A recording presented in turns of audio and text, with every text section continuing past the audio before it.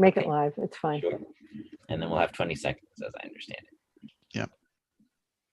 And we have another 2 or 3 minutes before we need to start. I mean, we don't have to start exactly on time. Are you witnessing things you're not supposed to be witnessing? Apparently, they let me in. They let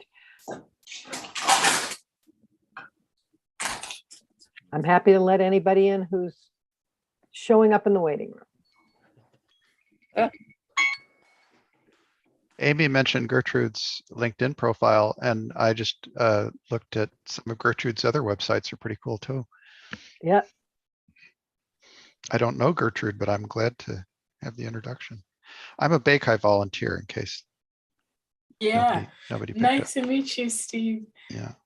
Yes. Anya, the BayCHI link, the BayCHI channel on YouTube is where you can find the simultaneous recording. I mean, the simultaneous streaming. Right? Gertrude, do you prefer Gertrude or Dr. Nontara? Dr. Nantra.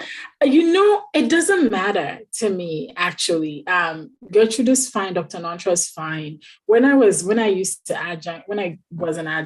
I did ask my students to call me Dr. Nantra because it was important to establish the boundaries. They did not take me seriously sometimes. And yeah, Yeah. that needed to be established. But they were mostly good kids though. So that gave you a little more gravitas to use the full title. Yeah, because they would try to sweet talk their way out of assignments, giving things late, and I'm like, no. And I would sign Dr. Nantra at the end of the email. So Now my question is, did Dr. Nantra try to talk her way out of assignments before she was Dr. Nantra? No, because No. Dr. Nantra was because Dr. Nantra was a huge nerd. So bring on the assignment. As a huge nerd. Now that I'm older, I'm just I'm kind of over it. But definitely when I was in school, trust me, I wanted all the homework. You were there all the time. Cool. All the Oh, time. good. Thank you for letting me suck in. I see some of the regulars showing up. That's fun. So we're going to start in just a minute. I want to make sure people have a chance to come in. We're still getting a bunch of people coming in, and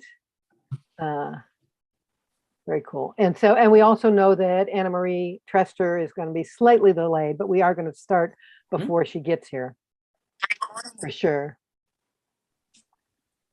So what do we got? Good. Okay. Well, why don't I go ahead and introduce myself? Oh, no. Edwin, why don't you start? Sure. Hello, my name is Edwin Lee, and I am the current vice chair for BayCHI. Welcome to our monthly program. This is, we've got a treat here, but I'm going to start off with a little bit about also our title slide here is this is the topic of our speaker presentation today. It'll be a little panel on coaching people in career transitions. Back.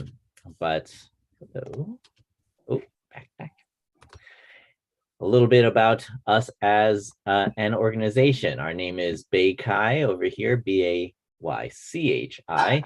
We are a local chapter of a couple of successively larger international organizations there, SIGCHI and ACM on top of that. What we do is focus on raising awareness and sort of about user experience work done here in the Bay Area, and just awareness and knowledge about it in general.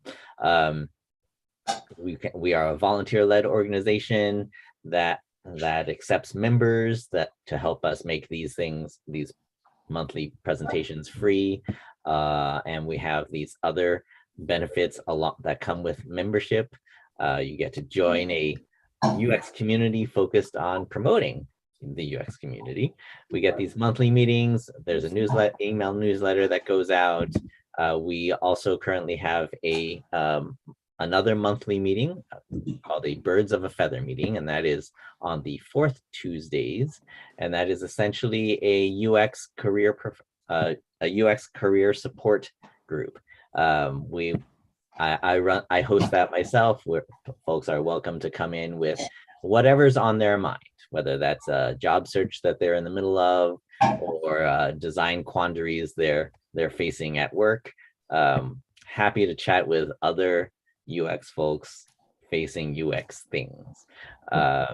This monthly program is free to the public, and we do it every second Tuesday. And we are happy to host anyone who wants to join us. Mentioned free to the public, but we do also have a group that runs it as volunteers. And in particular, coming up, we will be having elections in June, looking for a chair, vice chair, or treasurer roles.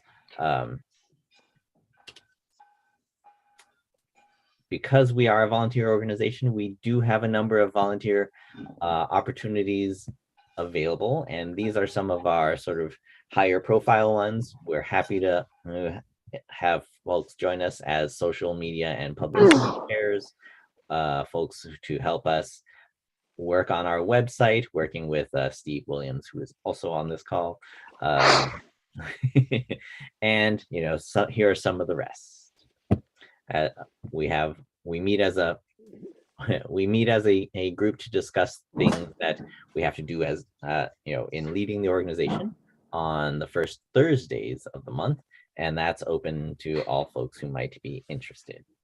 You don't have to be a member. You don't have to already be a volunteer. You can just be an innocent bystander who gets caught up in BayCHI. Try not to bother you. Yep. Happy to have you attend out of any interest you might have. Now, we do have these things open to or this meeting open to the public, so we're always happy to hear about hear about folks showing up for the first time. One of our questions here is, if you are here for the first time, we invite you to raise your hand here in the Zoom methods. Can we do that? Yeah, you can do that. There's the reactions, and you can do the raise hand thing. So it's fun for us to know how many people are new to BayCHI. 1, 2, 3, 4. Okay, maybe not as many as sometimes. 4 or 5 people. That's great. Awesome. Welcome to BayCHI.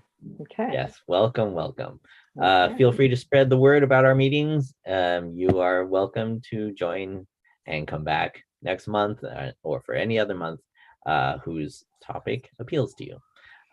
But amongst our volunteers are the folks who run our scheduling for these monthly programs, and the volunteer who has run this evening's program and collected these panelists for our discussion is our program chair, Nancy Frischberg. And I'll turn over the introduction to the panel to Nancy. Should I stop sharing? Yeah, I think you can stop sharing for the moment. So I'm delighted to see some familiar faces and a bunch of new folks too, so that's great.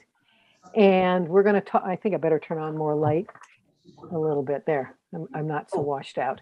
So I've invited a few people that I've bumped into in different places to join us tonight to be able to talk about what kind of coaching you might be able to get from somebody who's a little more senior than you. And not all of this coaching is, can we pin the panelists? Yes. So let's do that. Let me figure out how to pin everybody. You can get pinned. Oh, look at that. And you can get pinned. Pin. Okay. So we've got 2 so far. I guess I should put me in there too, right? For a minute. Add a pin. Okay. And then we'll have one more when Anna gets here. So let's see. We've got Amy Santee, who's been running around and giving talks everywhere and finding lots of interesting clients and being her enthusiastic self. And I know that she'll be able to tell us lots of details about what she considers to be the most frequent questions she gets, the most frequent advice she likes to give, and something maybe a little off the center or away from the familiar. And Amy, yeah, and Amy can tell you about her own background as soon as we finish these brief introductions. And I'm introducing Gertrude Nontera, Dr. Gertrude Nontera, but we can call her G, I think. Are we allowed to say G? Be informal? Yes. Thank you. And as some of the people may have heard already, but I'll repeat it now that we have a bigger audience, I bumped into Gertrude on LinkedIn and I didn't know her before. And so she is giving out great advice, that is to say, very much in sync with the kind of advice I like to give. So it must be great advice. And she comes from a different background. She's a nurse by training, and then she got a PhD in biomedical sciences.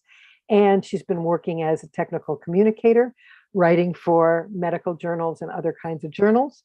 And so we're going to be able to ask her more about how she made that transition out of academia. Amy, were you also a faculty member for a while? No, master's. You did a master's. Okay. Right. So Anna and I and G are all PhDs, and you got a master's, and but you've been in the field for more than 10 years. So you have a lot of experience to draw on. Why don't we go ahead and Amy, I'll let you do an introduction of yourself and give us kind of a viewpoint of what you want to emphasize in tonight's discussion. Yeah, thanks for that intro. My name's Amy Santee, she, her. I live in Portland, and yeah, I'm a career coach and career strategist for UX professionals. And the way I think about my work is one bucket of strategy work with people who are trying to design their careers, essentially, whether they're new to the field or people who have been working in user experience, looking to get different types of jobs, dealing with on-the-job situations, confidence, public speaking, working with stakeholders, like all the kind of coaching or strategy type stuff. Actually, I just started getting into the coaching. So strategy, and then the coaching being like walking with people along in their journey in kind of figuring things out with their career, answering these bigger questions about what do I want to be doing? And I feel this way now that I've been in UX for a while, like, how can I find something different? So it's really a mix of those things. I work typically with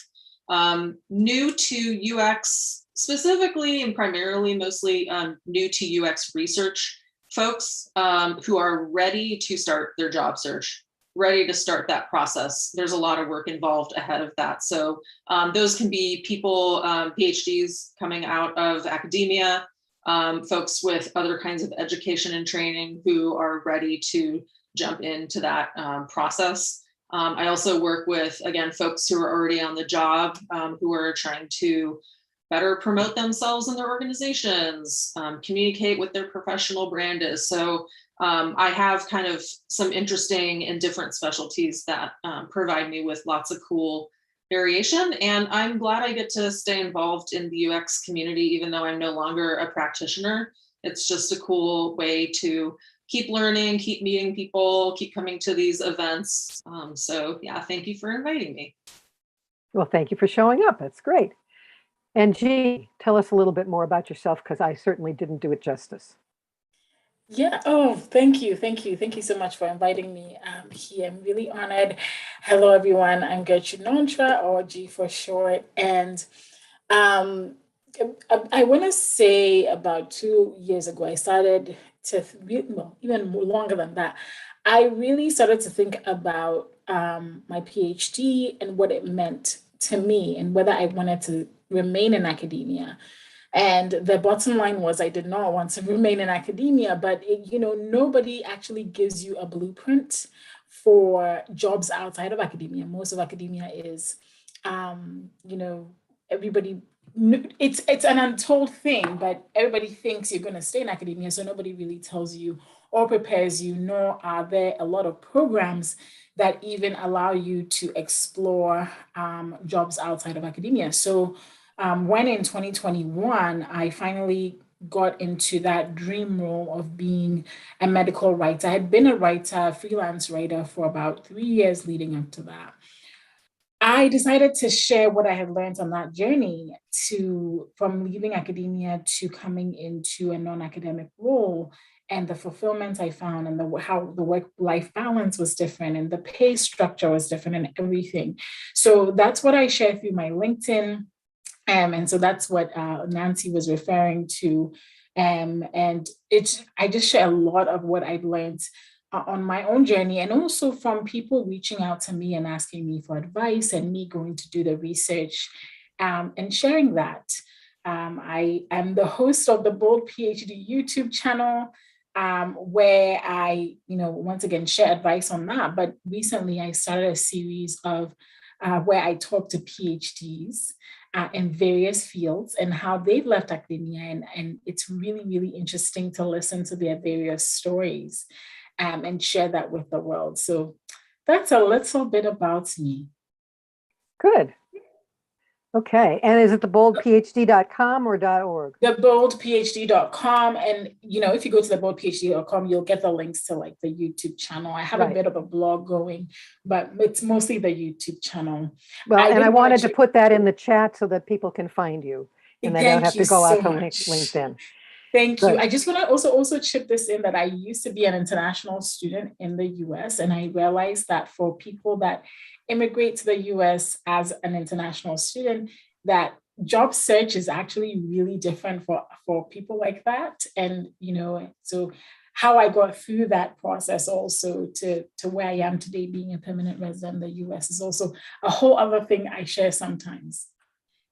Okay, good. That's good to know, because I know very often in these kinds of conversations, we get questions from people who are not necessarily green card holders and who need to be, or citizens, and who need to find a way to get the right kind of visa to be able to work in the US. And so we should definitely hold that conversation for a little bit, because I know Anna Marie will have more to say about that also. So let's jump in a little bit here and say, what are some of the frequent questions you get, or how do you find people who, how do people find you to get help from you? And so, Amy, you're providing direct service, but Chi, I don't know if you are. Go ahead, Amy. Oh, okay, yeah. And by the way, I realized it said literally Jack about my actual UX career before I got into coaching. So, just in a nutshell, I was a researcher for 10 years, and I've worked in kind of any company and space you can think of, from like e-commerce to insurance to automotive, hardware, software, startup, large company, that sort of thing. And I was a consultant as well. Like a self-employed consultant. So, I can also speak to that sort of thing.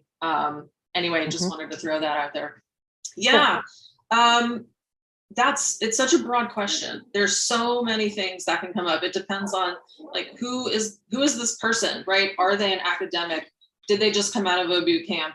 Are they a career transitioner from some other field, social work, or archivists, all kinds of different things. I think one of the big things is just dispelling all the myths that are in around how do you get into UX. There's so much information out there. What's a myth? Give us an example. A myth is like, it's so competitive to get into UX. Like, yeah, but like, it depends on who you are. It depends on what you're bringing to the table. If you have no experience in UX and you have no experience with transferable skills of some kind, then yeah, it's going to take you a while. Your applications are not going to come to the top of the pile. Do you have a PhD in a social science or humanities discipline? You're going to get a job pretty quickly at the Googles, at the Facebooks, at the Amazons, and some other places. But, that's kind of this thing is, yes, it's competitive, but it's not equally competitive to different people. So what does each individual person need to do to bolster their candidacy, to network appropriately, to talk about themselves and their story and their unique perspective on things. How do they craft a resume or portfolio? So, I mean, just these kind of general career questions, specifically regarding the job search specifically. So yeah, and I work with lots of different people. Like I said, it keeps things varied for me. I would say another part of this myth is, on the one hand, like you only need to know the basics of UX research to get into the field or be competitive. On the other hand, you need to know every single thing about UX to get into the field. It looks like Anna Marie has showed up. Yes, I'm pinning her right now. So how do you find that balance? Like, how much do you need to know? What skills do you need to have? If you're a researcher, you need to kind of know the context that you're going to do research in: product development, design, business, whatever. But you don't need to know how to do design. You don't need to know how to do other kind of related roles. So anyway, my point is, it's, very specific to individual people, but one of the best things you can do is try to identify what are the most legitimate, valuable, accurate, informed resources out there that you can, and focus on those, so you're not kind of just reading every 100 Medium articles that come out on Friday mornings. So we're talking about the question of how are people being successful in transitioning and from where to where. And so do you want to chime in here with some of your thoughts, and then we'll let Anna Marie introduce herself. Right. So I think the original question was, how do people find me? Right? Was that the original question? And how do I approach Are giving you advice? one of the things was I asked, are you providing direct service, or are you doing this all in this sort of disconnected way by making YouTube videos that will be consumed later, and people don't necessarily have contact directly with you, but they may. So that's sort of what I meant. Right. So right now, I don't really offer, I'm not a career coach like Amy. And so I don't even really call myself that. What I do is, like you said, I have the YouTube channel, the BayCHI YouTube channel. And this is the medium from where I share, various aspects of the graduate school process, and also finishing graduate school and figuring out what you want to do. So through that, I provide a lot of information.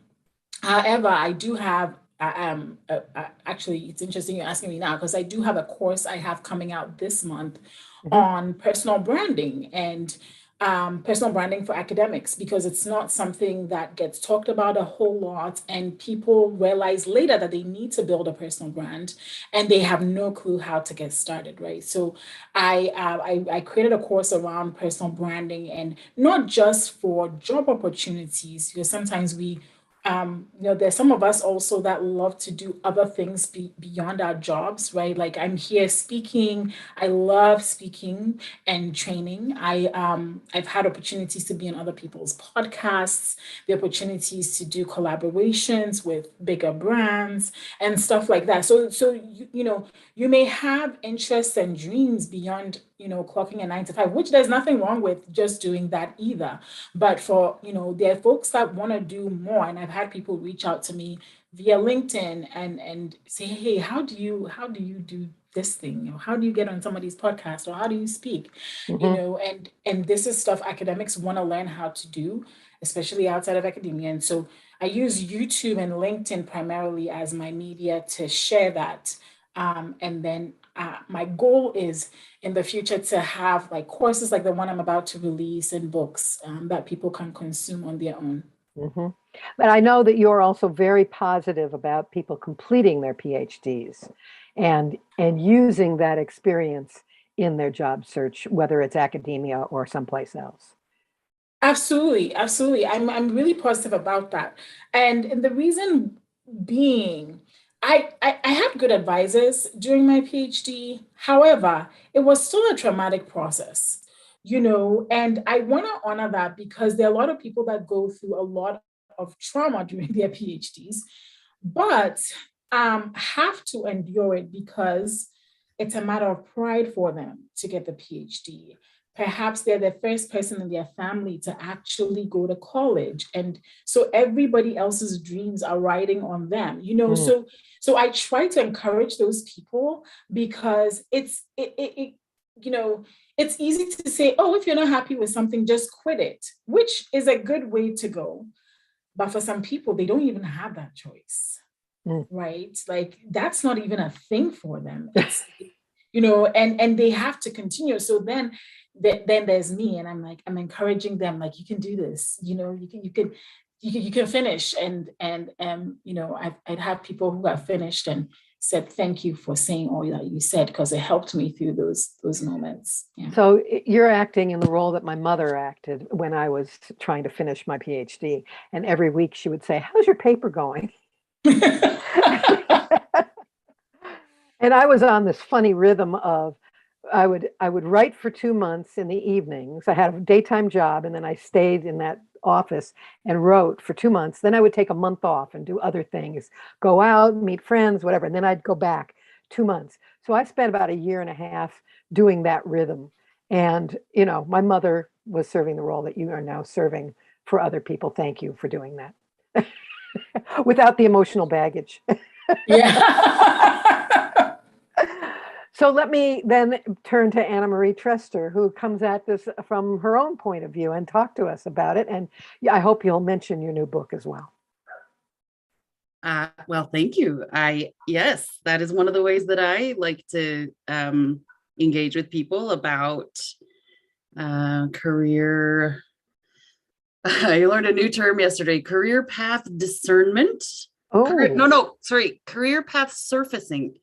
I'm not sure yet, but it's a new word and I like words. So this is my second book. I didn't know I was going to be writing books. I taught a professional development course 6 times. And then I realized there was a book in me. And then I got that book out of me and I realized there was another book in me. So that is launching in 2 days, March 10th. Employing Linguistics is the title of that book.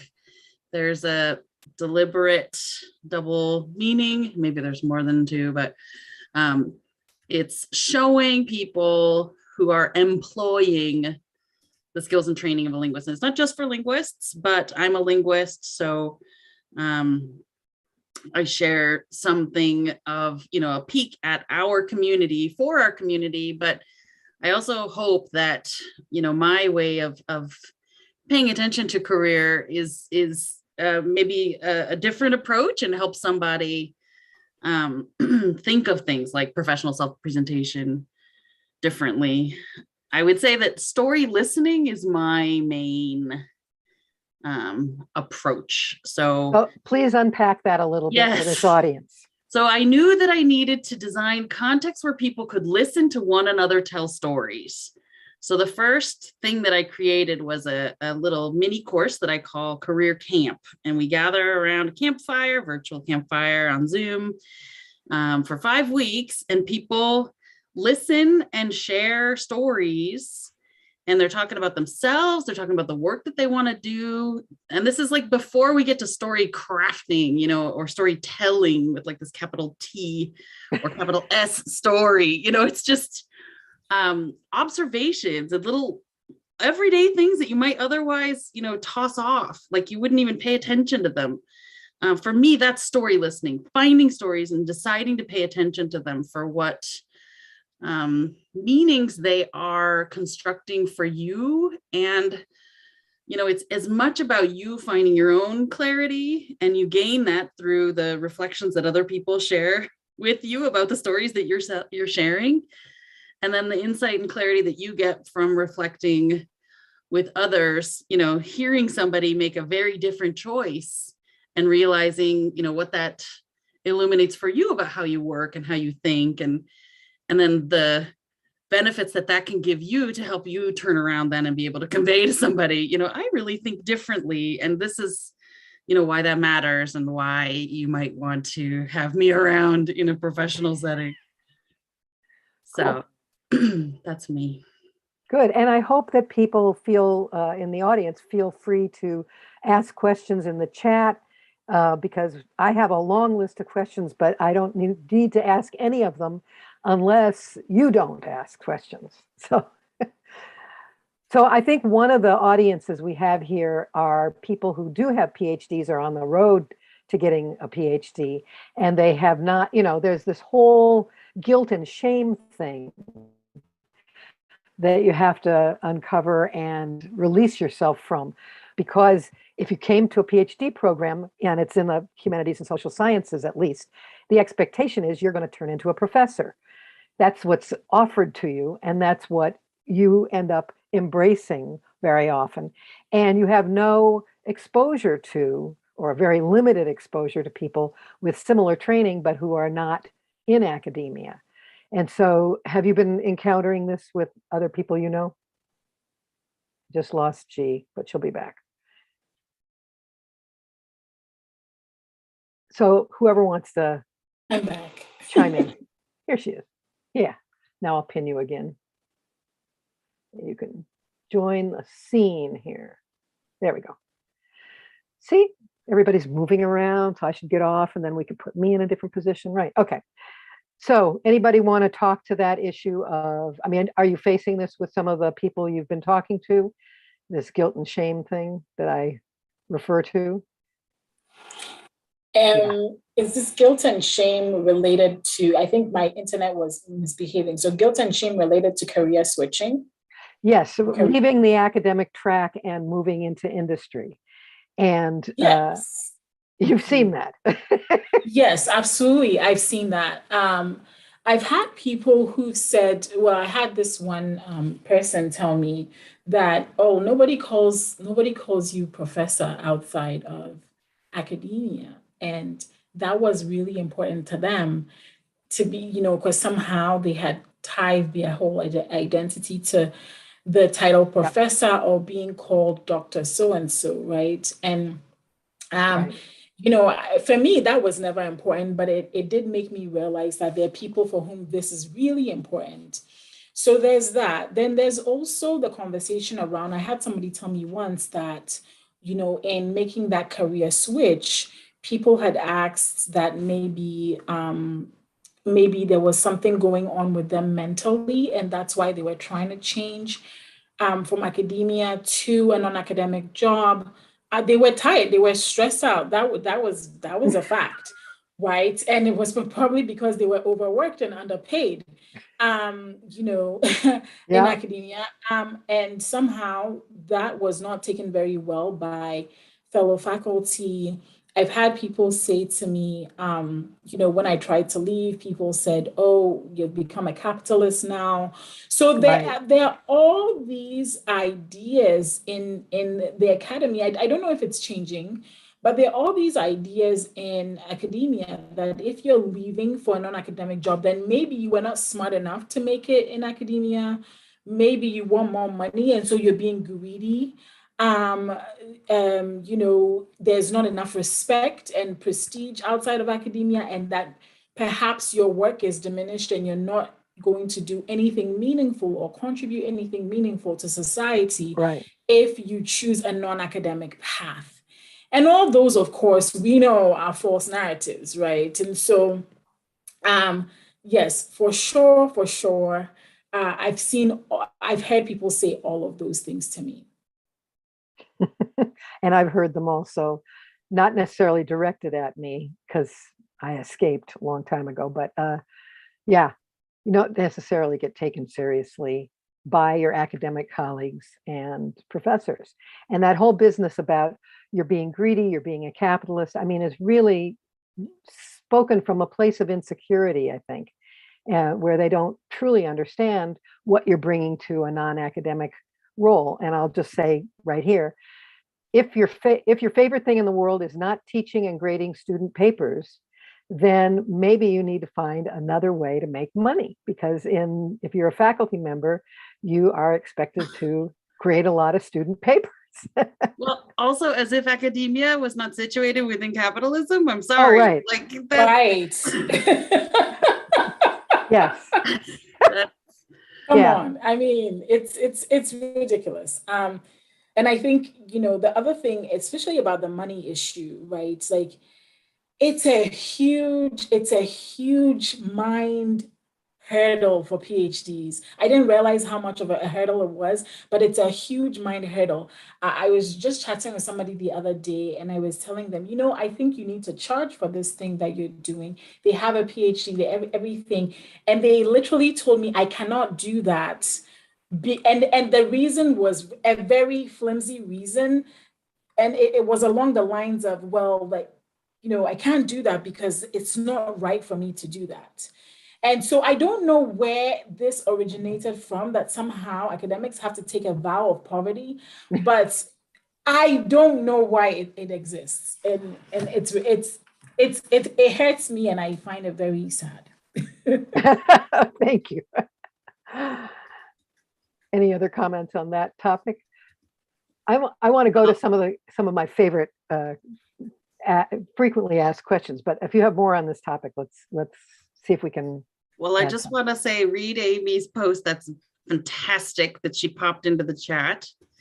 And I would just say, this is one of the reasons I'm so motivated to share stories, because I think there is just a lack of knowledge about what, I mean, I had a professor when I was getting my master's degree, I worked full time and went to school at night. And one day in office hours, it came out, he just didn't understand. He's like, I live down near Wall Street and I can see, he knew I worked in Wall Street.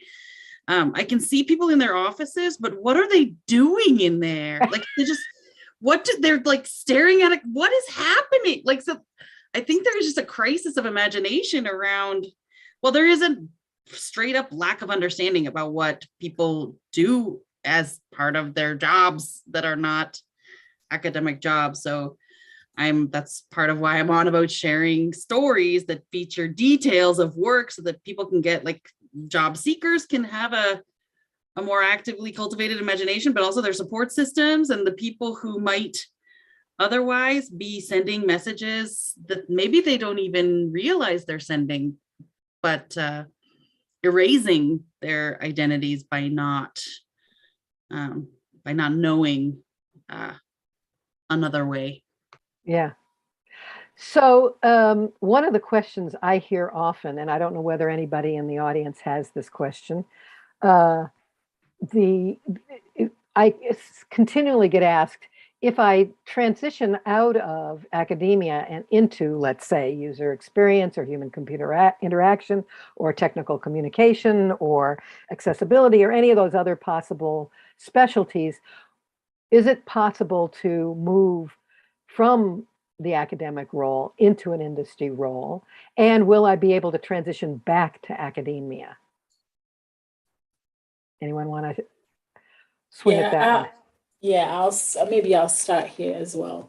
Okay. So Amy's the career coach, but I think that one of the things that career coaches teach you is that your skills are tools, or you have the tools, or you can acquire the tools you need to move from one career to another, right? So whether it's moving from academia to industry or moving from industry back into academia, one of the things I found is that you need to align what your knowledge and experience is with what the institution is asking for, right? So if you need to know a piece of software, then you need to demonstrate that you at least know something about that software. If you need to know how to use a learning management system, right, like Canvas or Moodle or any of these other things, then if you're transitioning back from industry into academia, then demonstrate that you can do that. I personally don't know. I shouldn't say I don't know, but I personally don't think that anybody should limit themselves, especially with the type of training that each one of us on this call has. So I don't really believe in limiting yourself to, oh, this is all I can do. This is all I can ever do. I can never switch. I'm stuck. Like I lived like that for a really long time. So like I'm on a crusade, I think sometimes. So I get people to move out of that mindset of you're not stuck, right? You just need the right tools. You just need to showcase the right tools that to that institution. So whether it is switching which way, what you need to do is think about what tools do I have, what skills do I have, and how does that align with what the goal of this industry is, and how can I meet that? So that's how I think about it. People have told me that they left academia and then going back into academia was really hard. Sometimes that's because they've been met with some of the politics that exist in academia and with people thinking that they were better than those people because those people abandoned, quote unquote, academia to go find a non-academic job. And now they're coming back to try to take a professor position. That's them. But barring all the politics and human elements, I do think that it is possible to move back and forth. Right. And it's also possible to have an adjunct appointment or a visiting or a consulting appointment at an institution and not necessarily be full-time, but have some of the privileges, be able to teach a course now and then, and be able to keep talking to students. Yeah. So let's get some nitty-gritty questions in here. Resume or LinkedIn profile? What's the best place to put my effort? Both. Like, resumes are not dead. They're a useful document, but it's just a list. Your LinkedIn is kind of like a combination between a resume, like a little cover letter, a place to put some content and link. Like it's more robust. It can serve a lot of different purposes. Everyone should have one, and it should be as robust as possible based on your goals. Are you looking for a job now? Are you not looking for a job, but you want possible opportunities to come to you that you don't even ask for and you might not expect? That's a good reason to, as you said, be findable. I think G said this, like it's not just about your job search, but do you want to give talks? Do you want to be part of organizations? So there's a lot of purposes, but yeah, a resume is always asked for, but people will LinkedIn you, they will Google you, and your LinkedIn is always going to be at the top of the first page of results. Just the indexing works really well in that way. So you want people to be able to find you online, assess you for some fit for what they're looking for, and decide if they want to contact you, and proactively answer their questions as much as you possibly can to give them as much information as you can that they might need to make that decision. But yeah, resumes are great. There's a lot of also myths out there about ATS, applicant tracking systems. That's nothing to be afraid of. An ATS doesn't decide if you're a good fit. It plops you into a database and tries to parse your information and match keywords, but it's not going to reject your resume unless you don't meet a question that's a requirement, like can you work in the US, yes or no? If you can't, then it will be like, sorry, right? But a human 99% of the time will look at your resume. Why would we use software that would potentially reject good candidates out due to some formatting issue? Like, no one's going to do that. So I think that's a myth out there that a lot of businesses bank on, resume reviewers and whatnot. Yeah. I was going to say, and I don't know whether anybody on the call in the audience has been on the PhD to UXR group, which I mentioned earlier. But there was a bit of advice there last week, which said, the way I'm doing this job search right now, I'm the hiring manager, I'm sitting with my HR person, and we are together looking at people's LinkedIns. We are not even looking at their resumes yet. And so there, at least for some places, and this is a guy who works at Twitter, but he said he did it at his previous company also. And so I think this is a really interesting perspective for us that, yes, I agree.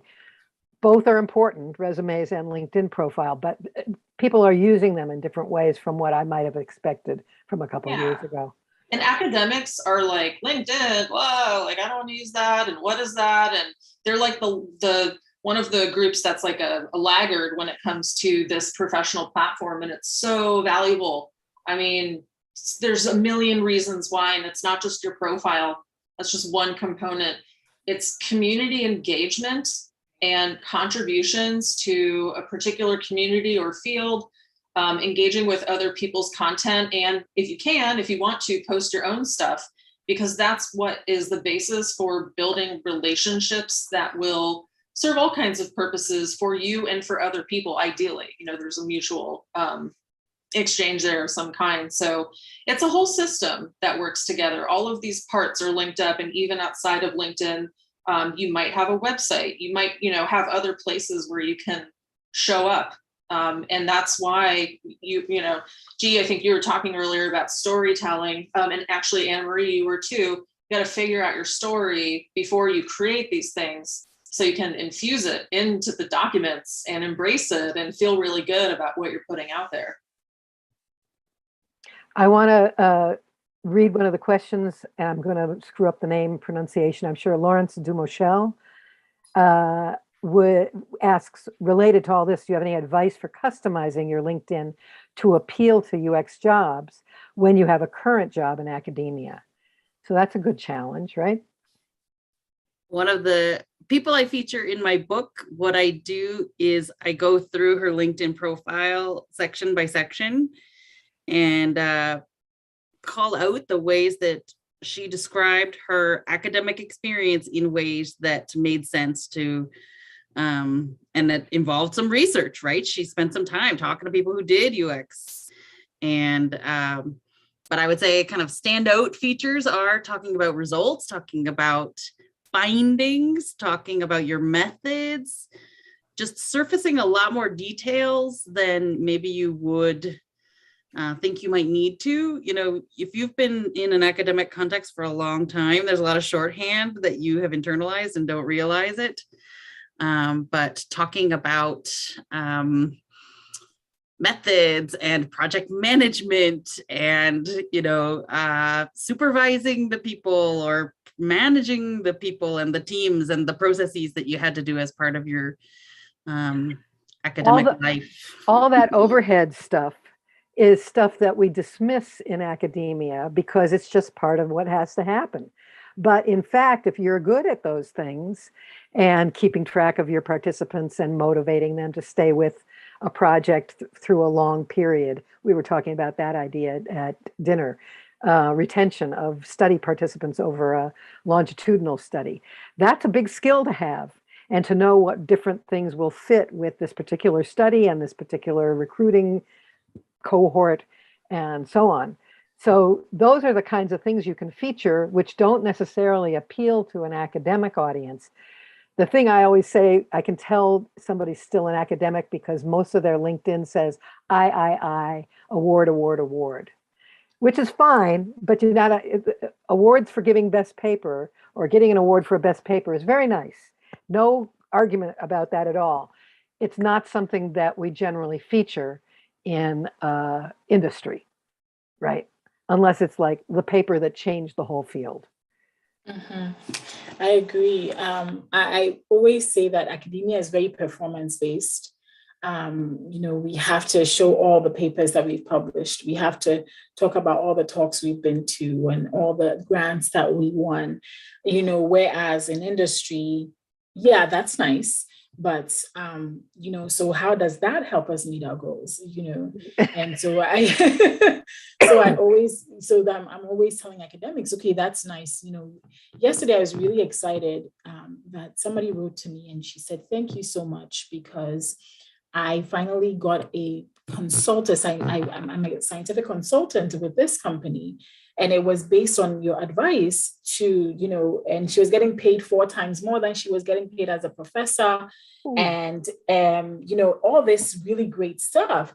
But one of the things that I had told her in her original message to me, I said, cut down your resume, take out everything that's performance-based that looks good to academia, and just leave the skills that are meaningful to the companies that you want to apply for. And I remember I told her that, and she was like, okay, I have it down to 2 pages. I'm like, can you get it down to 1 page? And she did. And she landed, maybe 6 weeks or 8 weeks later, she's writing me to tell me she got the job, so academia is very, very performance based, whereas I find that in industry, whether that's UX or any other role, we really want to see, how are you going to help us with all your fancy skills? So good. Excuse me. So how do we do the networking thing when we've all been remote for 2 years? I mean, I used to go, I would sort of schedule myself into some meetup or something besides BayCHI. This is my religious observance here, so you'll forgive me. But, I would go to a product, Dan Olson's product management meetings, because those are always fun, or to the accessibility meetups or whatever. And they've all turned into online things. But the fun part of those was partly showing up for pizza beforehand and meeting and mingling with people that I didn't necessarily know. Dan would introduce me to somebody. I would introduce him to somebody else, And I want to hear how you've been encouraging people to do networking in these past couple of years, and what's the future of it. That was a stunner, huh? I'm like really into this. And it works really well online.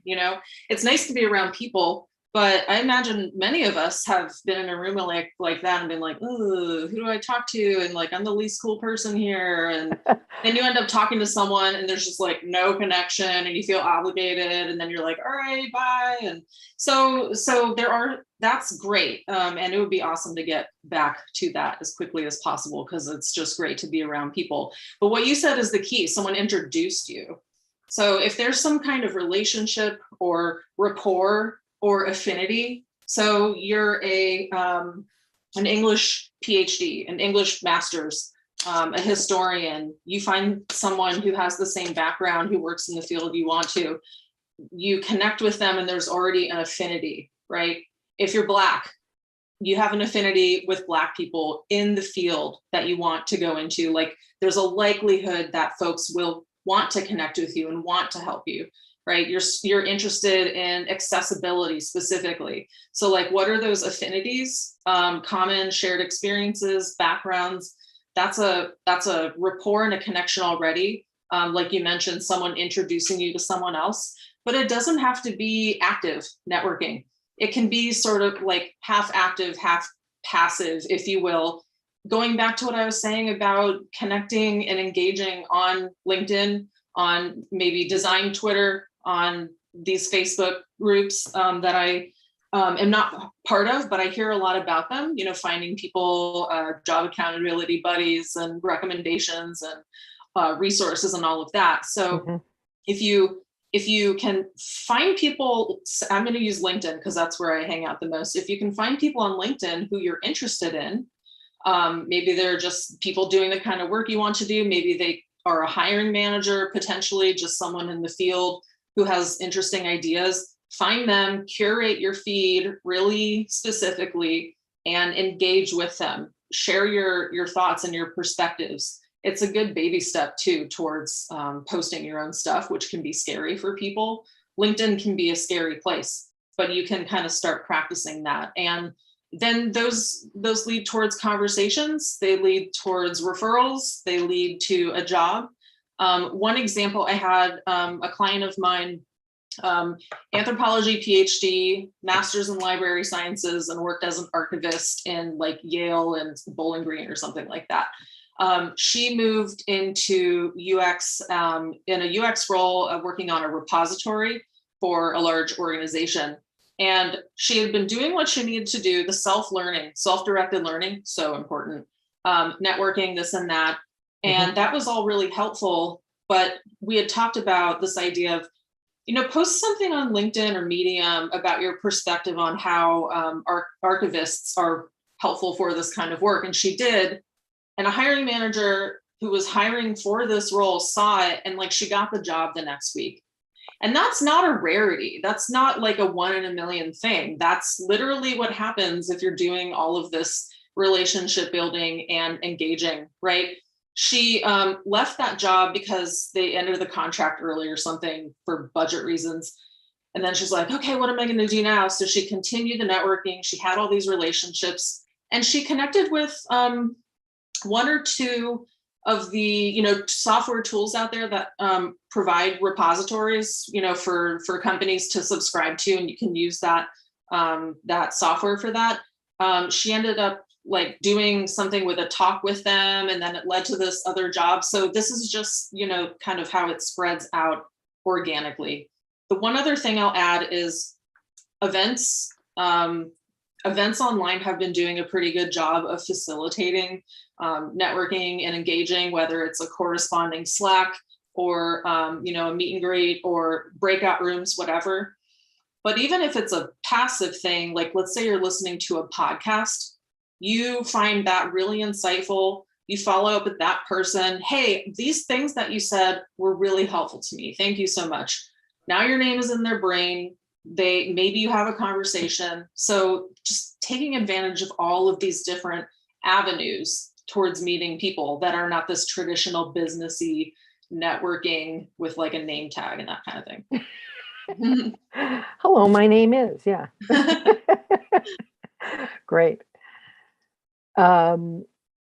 So where should I put my effort? Looking for openings online or informational interviewing? Both. Why not? To be honest. Let's do it all. Because here's I like to quote this statistic in all my talks. So there's an article on NPR, and I think it's still largely true. And in there, some career expert had quoted that about 70% of jobs are actually not posted online, but are filled by people's networks. So when you're applying for jobs online, that article was from 10 years ago now. It's aged, but I think that there is still a lot of truth to that.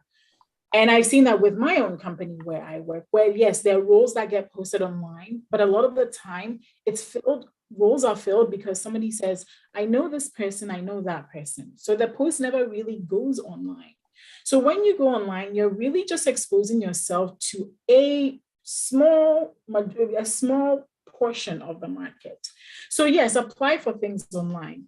Another thing that has me really convinced about networking is, this was back maybe 2 years ago, I spoke with an HR person who was responsible for hiring faculty for the UC San Diego School of Medicine. And she told me very specifically, she said, if you want to get a role in here, you're going to need to have somebody refer you.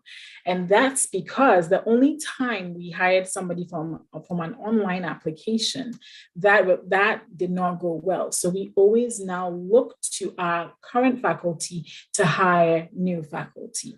So if you're only applying online, you may be applying to things that are already being filled by people's networks, which in some way is unfair, but is the way of the world, right? So I really do believe that informational interviews allow you to, number one, find out more about the career path you're interested in. And number two, it also like Amy said, it puts you on the person's radar. The person has you in their mind now. If there is a role that comes up in their company or within their network, they're going to say, oh, yeah, this person was interested in this role. Maybe let me ask them if they want, if they still have this. And I've had so many opportunities actually forwarded to me this way, where people are like, what do you think about this? And I'm like, oh, thank you very much. I'm doing something now. But it was because I was in that person's network. You don't have to, I always tell people, you don't have to be best friends with people. You just by chatting with people, whether that's through, I love that idea about listening to somebody's podcast and just sending them a message to say thanks. People have done that to me, watching my YouTube video. So just be open and don't think there's one thing that's the end all be all. That's my philosophy. I'm curious to hear what Anna Marie or Amy has to say. Well, I want to piggyback on what you're talking about right now, because the research shows that loose ties actually are the better ones to give you, because people who, you don't maybe know all that well are moving in different circles than you are. So cultivating a lot of these, I mean, Nancy, it's something I've always admired about you. You just modeled it well when you were talking about going to all these different meetups. You know a lot of people in a lot of different worlds, and you get to be the person that swept in that day and talked about accessibility at a meeting of, I don't know, engineers. Product management, yeah, Sure. Engineers, whatever, right. So you become sticky in somebody's brain, and then they'll think, who was that person again, and forward you on the opportunities. But again, because you're circulating, you're doing all the honeybee buzzing around, you have other places to share opportunities that you come across as well. Yes, that's one of my skills. I'm a good networker, and I'm a good connector. And sometimes it comes in very handy, and sometimes it's, in the ether. It's not what people think of when they think of value, right? It's just something somebody does, right? But in fact, I think it's a result of my having moved a lot as a kid. So I always had to be meeting new people and had to be making relationships quickly, not necessarily deeply all the time. Some would be deep, but I have a lot of acquaintances too. Yeah. I'm going back to my prepared questions. I want to say one quick thing on that too is, right, it's not an equitable, networking is automatically inequitable. It's about who you know. But that is the way of the world. And there's a couple things, which is if you are marginalized person or community member who is systemically pushed outside of the power zone, then you have to work harder on that. And that's where I think some of those affinities can come in, because people understand they have a responsibility. If the affinity is a shared identity, or maybe it's someone who has that as a value and wants to help people like that. So that is just an unfair thing. But for any of us who are already employed, managers, anyone out there who cares about this thing, we should also take on that responsibility of trying to help in this way. If someone doesn't have access to decision makers or power or whatever it may be, even money for coaching, right? Coaching is not cheap. Different services are not necessarily in someone's budget. So should that automatically exclude that person? What are the ways that we can help with this to get more people into the jobs that they deserve, right? Yep. All right, let me be pointed again. So I hear a lot of people feeling, especially people who are currently academics, saying, what do I need to do? What courses can I take? What training should I get? What certification should I get that will supplement my degree in liberal arts or biology or theater or whatever I happen to have? And, I might not be a STEM person, but I might be a STEM person. And so should I be taking LinkedIn learning classes, or should I go to General Assembly, or should I go to Career Foundry? Or there's probably 16 other ways to do that too. So how do you respond when people ask that kind of a question?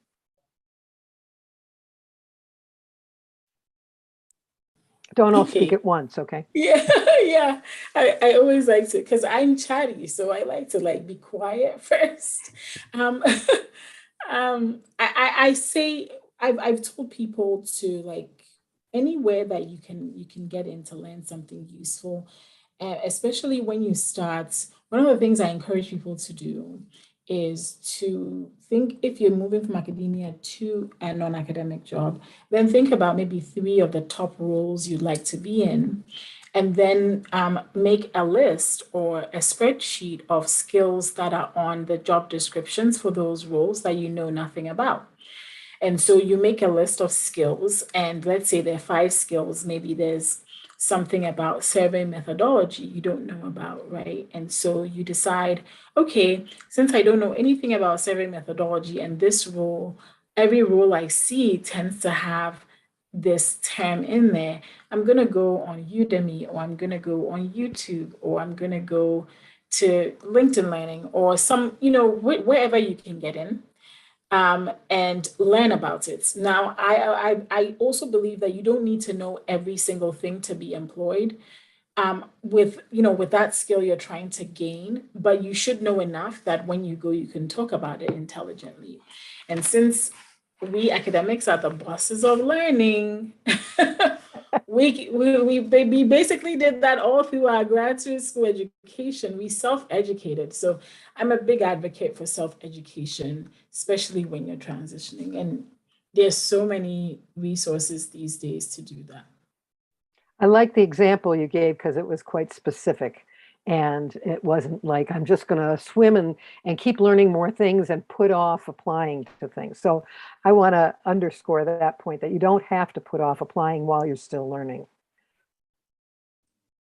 Self-directed learning, like, let's look for the data. What does the data say about what we need to know how to do a particular job? Great data source is those job descriptions. Data source, informational interviews. These types of events, like, where are you going to get the most bang for your buck? How about a fucking book? How about a book?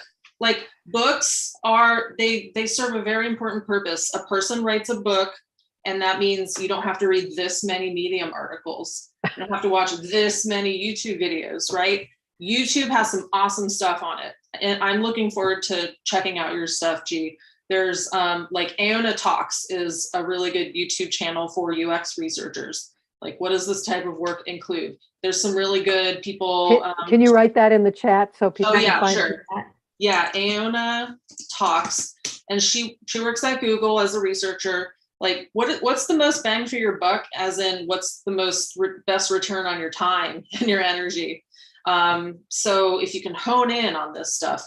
And I'm telling you, people forget books exist. It's really weird.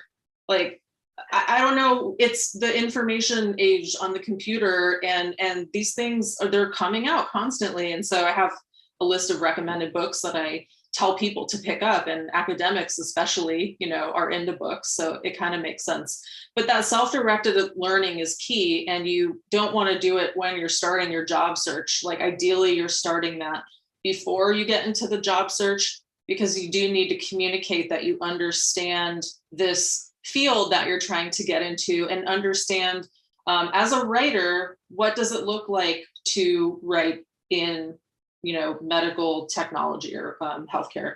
As a researcher, what does it look like to do quantitative studies at a big tech company for product design? Like, what do these words even mean? What are the concept? What are the general methodologies? If you can show that you've learned that just by using the language, it showcases that you have done your due diligence, that you know what you're talking about. I think that's probably the biggest thing that people need to do. And then, of course, just to see, like, what are my skills and what might they be called in this world I'm trying to go into? Maybe they're referred to as something different. One other thing I want to say is pretty much all the PhDs I work with don't have industry experience, and they get jobs at Google. Like, you have 10 years of experience doing research, probably your whole dissertation, your master's, that's experience. If you can communicate it in a way that shows you know how to do this type of work, that's all you need, So that's a myth, again, another myth out there, that I need to do internships, I need to do a bunch of projects. No, just apply for senior research roles at these companies and do a good job, and you'll get the job. So don't be afraid just because it seems like it's out of reach, because actually you have good preparation if you've done a graduate program. Yeah. Right. Yeah. I want to say two quick things before we leave this topic, because I get asked this question a lot, like, what courses should I be taking when I'm in, if you are still at an academic institution? Don't forget to take advantage of the fact that your library probably has courses on how to use video editing software, or HTML. These are all free when you're a student, and there's often a person who will sit down one-on-one and teach you exactly what you want to know to do exactly the kinds of things that you might be curious to learn. those things are not free when you leave an academic institution. And Right. well, another thing I just wanted to note, we had this question about LinkedIn Learning. Is that something that I can talk about on my profile, right, to demonstrate? That is back in that, like G was talking about, that performing. Think about the benefit of taking a LinkedIn Learning class maybe more as becoming conversant in the ways that Amy was just talking about, becoming a little bit, it's something that you're giving yourself the ability to be kind of in that world that you're imagining you want to be working in. Use it to see, is this something that I enjoy thinking about and talking about? And then maybe you have a little bit more of your energy to sort of give to an interviewer to talk about, why this is a good fit. Good. And I want to talk about last summer's program, which Edwin mentioned in the introduction, and Anna Marie was one of our presenters. But the name of the event, it was a 19-day boot camp, and it's called Linguistics Career Launch. However, people from outside linguistics are welcome to view all of our videos that we're posting, and there are many things that are much more generalizable. Linguistics is a funny, esoteric field. Not many people know about it, but it shares a lot with the other behavioral sciences, and it can. And it also shares a lot with literature and language. So let me just say about the videos that are featured from that event, include two big categories. One is career management, thinking about your career as something that you are actively engaged in managing.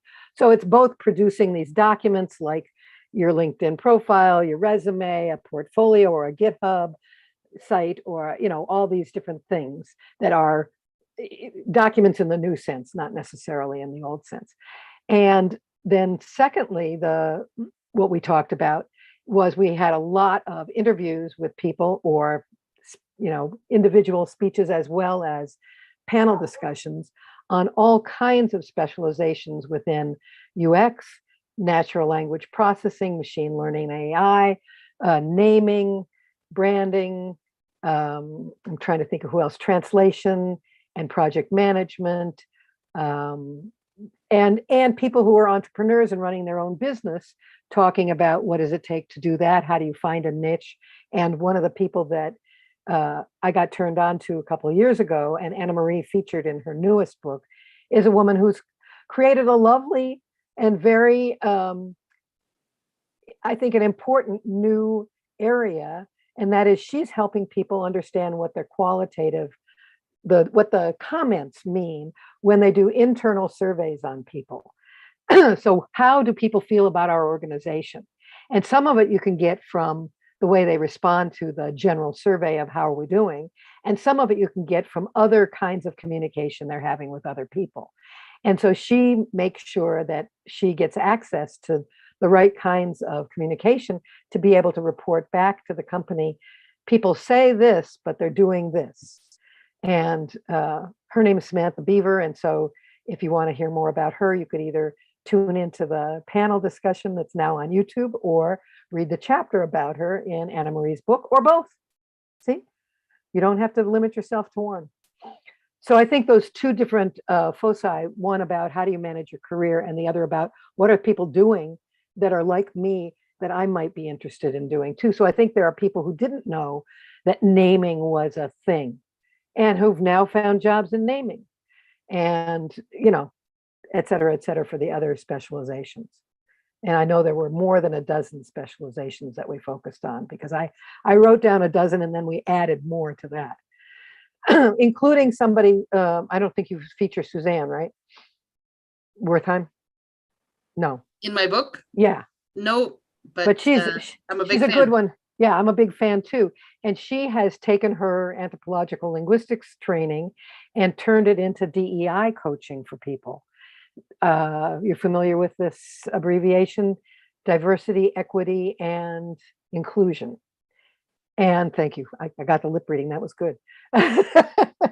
And so she is talking about especially things related to language, but she often works in conjunction with other people who specialize in some of the other aspects of DEI, where she's, reminding us of all the different ways that we demonstrate our biases through our language, and the language we do use and the language we don't use. So anyway, there are many possibilities for the way to go with an academic background and find a niche that is not currently occupied, but has a need. Now, I want to respond also to something that was said earlier. And I remember one of the students in the summer program asked the question, do we know any headhunters or, whatever we call those people, the recruiters who are private recruiters who are interested or especially knowledgeable about linguistics and helping people make the transition. And my comment back was, people care about what station you want to get off and not what station you got on this train. You think that's a fair metaphor? It doesn't matter if you came from linguistics, what you want to do is master the language of UX and use that to your advantage. It doesn't matter if you came from biology, you want to master the language of STEM or NLP or machine learning. And so it's where you want to get off this train that's important to the recruiters. So what else? Oh, here's one, portfolio or GitHub. Is it necessary? Do I need a portfolio? And what do I do about any of those pieces of work that was under a non-disclosure agreement? Or how do I feature my non-work, my volunteer or passion projects when I'm writing a resume or creating a portfolio?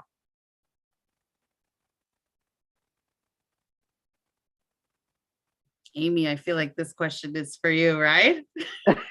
I think we're all those people who are like, let other people talk first. But then when everyone does that, no one talks. So yeah, I was sitting there like, I have thoughts on that. Pretty much, yes, you need a portfolio because like you need to showcase your work. One way to do that is to just verbally tell people about it in a conversation, which will also be part of that, like, tell me about your experience with research. Okay, let me give you an overview. But when you get to the point, say, of presenting, and I'm, again, speaking from primarily researchers, maybe there's other types of people looking at different roles and functions like writing or whatever, but probably applicable to this too. You're going to have to like showcase that in a bit more depth at some point. So, you get to a panel presentation, please present 2 case studies. You have 45 minutes, we'll have a Q&A. Yeah, you want to be able to show in depth, essentially, like, how did you approach this work? How do you think about this kind of work? What's the process? The research findings, for example, are really one of the least important things, even though it's one of the most important things to us as researchers. They want to know overall, like, again, how do you approach the work? How do you think about it? What's your unique perspective? They want to hear you use the language that makes sense to them in terms of the type of work or the field you're going into. So that's one place you would need a portfolio. There are other types of portfolios that serve different purposes. The other, so that's bucket A. Bucket B is, there's 2 things in there. It's like the pre-interview portfolio. So someone finds you online, maybe they check out your projects that you've done. And they're just going to skim it. They're not going to read every single detail.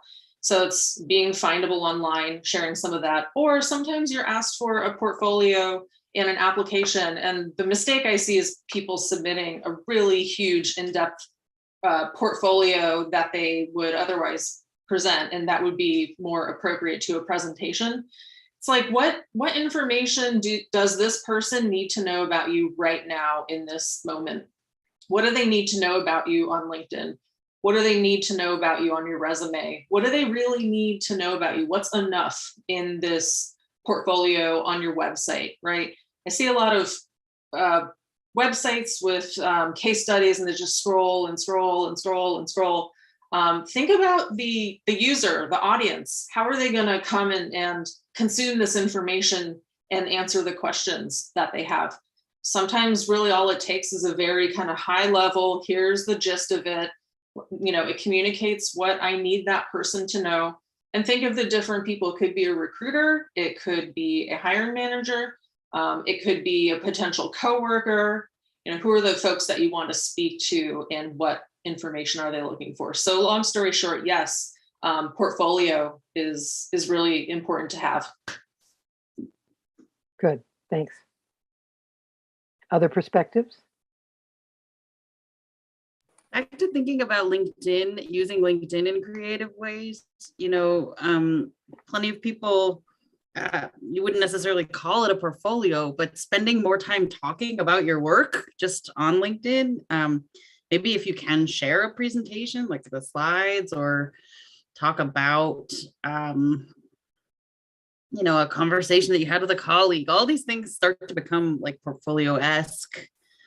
I got advice that, this may be dated now. I haven't heard about this in a while, but having 3 articles on LinkedIn that showcase, all of the things, if you're a multi-dimensional person with multifaceted interests, to have articles that demonstrate that complexity, so that somebody, like, articles get pinned to the top of your LinkedIn profile. Well, yeah, it's part of your profile, I guess. But they're selected to be demonstrating the rich complexity of you. And now to add to that, Anna, now LinkedIn has a featured section. And that featured section, I keep on telling people, like, use that, right? Because when somebody hits your LinkedIn profile, it's actually even above your experience section. So you can definitely like put a PDF there. You could put a link to your website there. You could put a link to some actual work there. There's so much you can do with that little section. I see a lot more people maybe put out, pin their popular posts if they're quite active on LinkedIn. But I say, you can upload, I think you can upload PDFs, you can add a link. So you can do anything. So why not your work, right? And if people are going to see that before your experience, why not? It's the exact reason why I have my LinkedIn profile on my resume. That's exactly the reason why I have that on there, because I'm like, I can only tell you so much in a one pager. But if you click through, or if you copy and paste it or whatever, and go check that out, I have even more stuff for you, right? So it's an invitation for people to actually go and look. Yeah, always put that LI profile, Amy says, on your resume. Absolutely, I agree with that. Yes, I agree, Amy, that LinkedIn can be used as a blog in a certain way, sure. And I think that's one of the things this woman, Suzanne Wertheim, is doing, is she's being very skillful about how she's posting. She's got, she works through the alphabet, and each letter triggers a DEI word, and she explains it. And then, she's got a little short course in LinkedIn now that's available, or at least it was for free for the first several weeks. Anyway, and Anna Marie says, Abby, about Junamani, her portfolio is a model for talking about different kinds of work. Yeah, she's a good one. So BayCHI had a meeting on portfolios, and a lot of that, you guys shared it on, well, I can't remember where or how. I shared it with Alex at some point. So maybe that's how you saw it. But this is a BayCHI meeting. I think it was September of 2018. And that we had several panelists, among them Sarah Cambridge, who has been offering training for people on how to build portfolios. And so she gave us kind of an overview of her approach. And people can go back to that BayCHI meeting. I believe it's posted. And there are, I should say, we have been working through our backlog, which is enormous, and we are trying to post some of the meetings that we have in the can, because we used to meet in person and there was no post-production of the video that we took. And so now we've got somebody lined up to help us with post-production. And then we're going to do all the caption corrections. And that's one of the things we've been spending a lot of time on on the linguistics career launch, is making the captions correct. Because I've been noticing just in the captions tonight that there are several places where people are not hearing the accent correctly, or somebody's proper name is not getting spelled right. And the other part that Zoom doesn't have, and I don't know that any of the video conferencing systems with captions do this, but how do we know who's talking from the captions? You have to look up and see who's got the boundary around their square, and then you lose all this stuff. So if you're depending on captions, you do need to know who's doing the speaking. And that's one of the reasons we're going back and doing hand correction. Yeah, we haven't done that at all yet. So we're releasing, and then we'll do a re-release with the updates. So we're down to like the last 7 minutes of our main program. I want to know, let's see, what else do I want to ask you? What didn't I ask you yet? And what else are people in the audience hoping I would have asked you?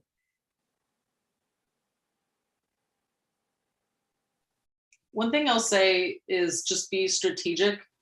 A strategy is a plan, an intentional plan of action that helps you reach a goal.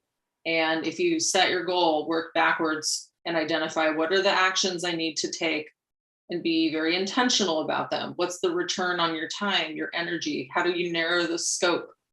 How do you target people for informational interviews, target certain types of jobs, target the jobs that are the best fit at, if you have a PhD, go to the companies that hire the PhDs. So the strategy is all these different things. And it's not just like, let me just try a bunch of random stuff. Think intentionally about it, but you will have to iterate. You will try some things that might not work, and you can go, okay, is this working? Is it providing me with some benefit in my job search? Yes or no? Your resume, you're going to iterate on your resume. If you're not getting any hits, there's probably something up with your resume that you need to change. So you have a plan, and then it's going to be organic also as you go along. You'll be shifting priorities and your focus depending on what's happening. You're applying for stuff and you get a bunch of interviews, you're going to need to shift your focus to preparing for your portfolio presentation, right? So that strategy is really important. No one should ever apply for 200 jobs. It's too many jobs. Like, how do you even do that? How much time does that take you? I'm not saying you have to totally customize each resume in totally different ways, but there are some tweaks depending on the roles. You might be asked for a cover letter or some kind of written thing. You can't use a template for that. So that's why you really want to focus it down. And it might sound counterintuitive to do less, but being targeted means that the rate of return is going to be higher for your time and your effort. Good. I see Xiaowen Hao has asked this question twice, and so I think it deserves us addressing it.